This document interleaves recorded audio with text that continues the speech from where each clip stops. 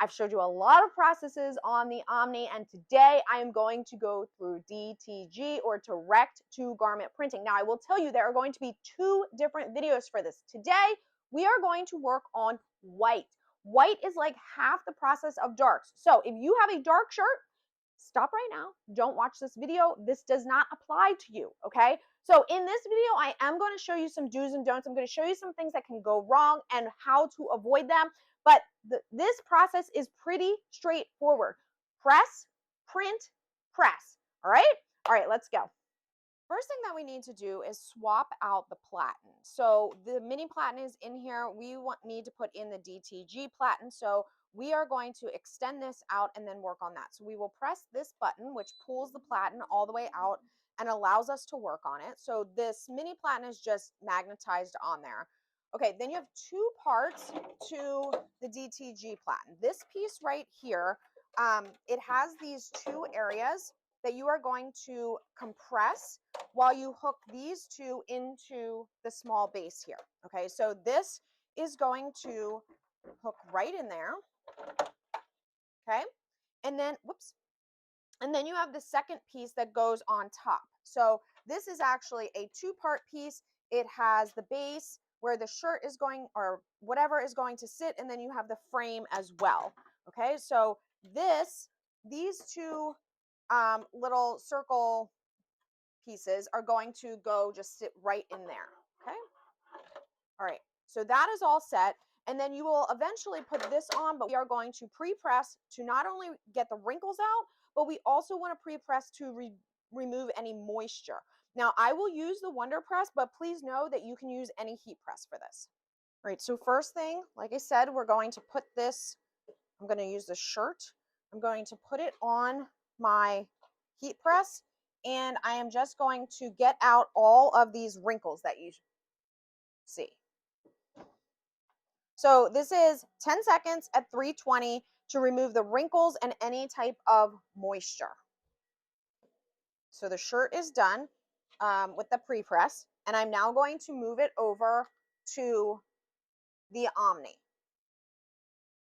So you don't want to put your shirt with your collar back like this. You need to put it this way, okay? And if possible, you want to thread it on. I'm kind of in a tight spot here, so I'm trying to, hopefully you can see what I'm doing.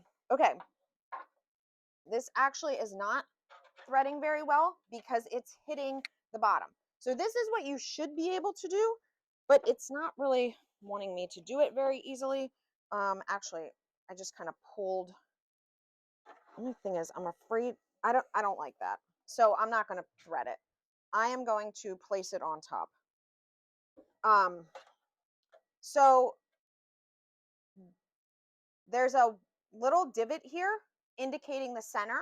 And since I have a tag, I can do that. I can see exactly where the center is. And then the other thing is, I am going to pull the shoulders up so they are exactly, each one is even with the corner here. And that way I'll know that my shirt is evenly in here. Now, this is where making sure that your shirt has no wrinkles, folds, it's not like puffed up at all from underneath or anything like that is really, really important. And I'm going to show you what happens when you don't have a flat, even surface. It's not good and you will ruin your blank. Okay, now you can place your frame on here. And the frame may seem like, oh, I don't necessarily need that. But the frame not only keeps your item in place, it also keeps it pretty tight, right? And so then you can kind of, you know, even pull a little bit more to make sure that everything is flat. I can't stress enough how important it is to have it flat. Now, I intentionally did this. Do you see how I have part of the collar? I'm going to move you so you can see.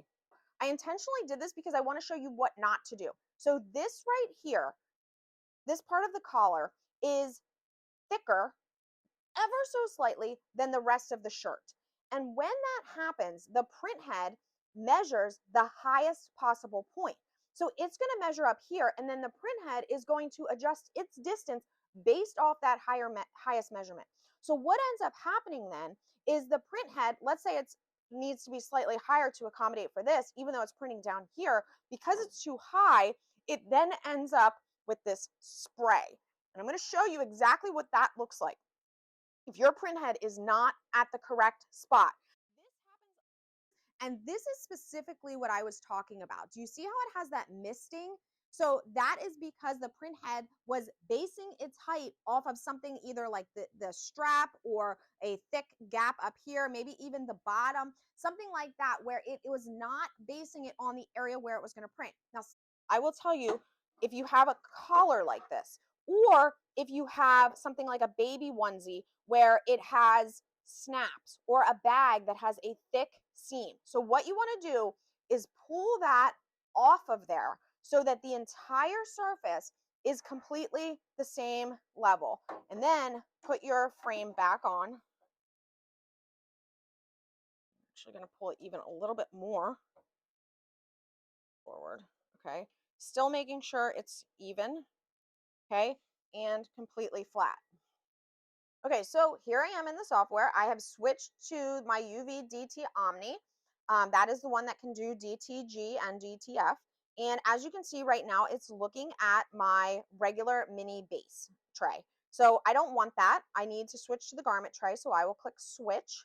And now I have a preview. Now it is telling me that the garment tray orientation is opposite of the canvas. So the canvas has been automatically rotated. You don't need to do anything. You are going to put your design on here exactly as you want it to look. And when you get the preview in the next page, the next screen, it's going to be upside down, and that is why. Okay, so first thing, we need to change our material. So I am just using a white shirt, so I will just put shirt and white cotton shirt. Now, I cannot stress enough, this does say pre-treatment required. I will tell you, in years of doing DTG, when I put white, when I am working on a white surface, white bag, white shirt, white whatever, I do not use pre-treat. I skip that process entirely. You can go by what xTool is telling you here if you want, and you may get better or different results. I am telling you from my own experience, wash tests and everything else, I skip pre-treat. I don't like pre-treating. I avoid it when at all possible. If you are using any color other than white, stop right now. This tutorial is not for you. There is a totally different process for any other color besides white. Okay, moving on, because we are using a white shirt and we are doing it Melissa's way. All right, now we need to scan just like we would with the regular base trays. So I'm going to click scan, and it's going to pull up an image of what the print head, what the camera is seeing. In the meantime, I'm going to pull my image in. So I have my image right here. I'm just going to use PNG, pull it in, telling me it's too big, blah, blah, blah. Okay, so I am going to scale this down for a shirt, women's shirt, whatever, 9 by 11, pretty standard. And what I am going to do once this pulls in is I need to adjust it. Okay, so it's pretty much even because my shirt is even, but I do want to bring it probably a little bit higher, because remember, my collar is going to be up here. It's actually going to show down here, so you'll see in a minute. Okay, all ready. So I am going to pull this up a little bit, because I want it to be, I don't want it to be smack in the middle of my shirt. I like it to be about 2 to 3 inches down from my collar. And so I'm going to put it about like that. And then you can go over here to ink mode. Now, I'm going to tell you, I don't use white when I'm on a white shirt. Okay, so I am going to change the ink mode to color only. And I'm going to show you the difference between high quality and standard quality as far as the time that it takes for you to print. So first I'll do high quality, and I'll show you process. This should take, I would guess, about 5 minutes. Yes. 5 minutes, 42 seconds. Not terrible, to be honest. Okay, and then if we switch it to standard quality and I do process, this is going to be probably closer to 3 minutes. Yep, exactly 3 minutes. So this is something that you are going to have to determine. Are you happy with standard, or do you want high quality? Are you going to wear this for one night at a football game, and you are making them for all the team moms, and you're just, know that everybody's going to wear this one time, maybe max 4 times if they wear it every year while their child's in high school for pink out? That's, again, up to you. I am going to keep it on standard mode so that you can see what standard mode looks like. Okay, so you can see, oh, that doesn't look bad. That actually looks pretty good. I would be happy with standard mode, especially if I knew that I was saving 2 minutes and 45 seconds. Okay, all right, so now I'm going to press print. This is where it's going to turn upside down, just as like I told you, and it's going to begin printing.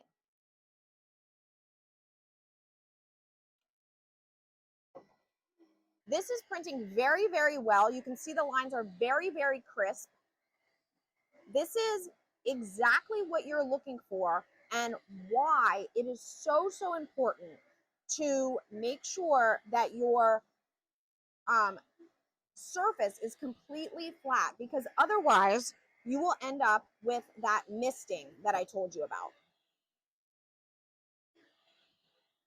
Now, when this is done printing, you are not done yet. First of all, I would leave this to sit for about 3 minutes, and then you want to go and put it on the heat press to cure the ink. Okay, so did not take long at all. Remember, as I said, it's going to print upside down again because your collar is down here. And we are going to leave this. I'm going to leave this here for about 3 minutes to just let it slightly dry. I will tell you, if you don't, this is what will happen to your hand. Okay, the ink is still wet. It does not cure like you would if you were UV printing, because remember, this is not UV printing. This is DTG printing. Uses a different type of ink. This technology, the processing is all different. There's no UV lamp to cure this. So get your heat press prepared, pull the platen out, and grab your shirt, and you're going to place your shirt down directly on your heat press. Now, you don't have to use the WonderPress. Any heat press will work. I am using the WonderPress because it's the closest heat press that to my Omni. Okay.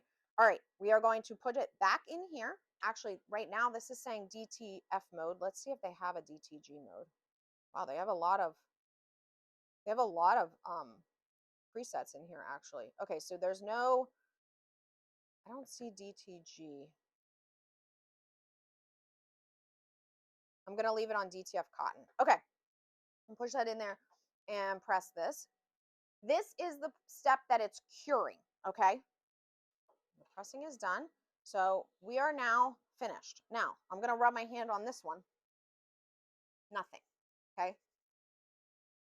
DTG on whites specifically is actually very, very easy, straightforward, and pretty quick. So there's a couple of things that you do obviously want to watch out for, a couple of like landmines that you might land in. If you run into issues with misting, now you'll know why. If you run into like, why is the ink coming off on my hand? Now you'll know why. So hopefully you can start doing your DTG printing. I cannot stress enough, this only works with the Omni that is the fabric model. The other two models, the single UV and the dual UV, cannot do shirts like this. They do not have the right type of ink. They don't have the right type of platen. This is exclusive to the DT Fabric Omni, okay? All right, guys, if you are looking for same-day one-on-one personalized help and support, I offer all of that through Silhouette U, not just for the Omni, obviously also for lasers and silhouette and sublimation and white tone, or whatever it is that you see here on my channel. I offer additional help for all of that, all through Silhouette U. You can use the code YouTube to get 50% off when you join. All right, guys, see you soon.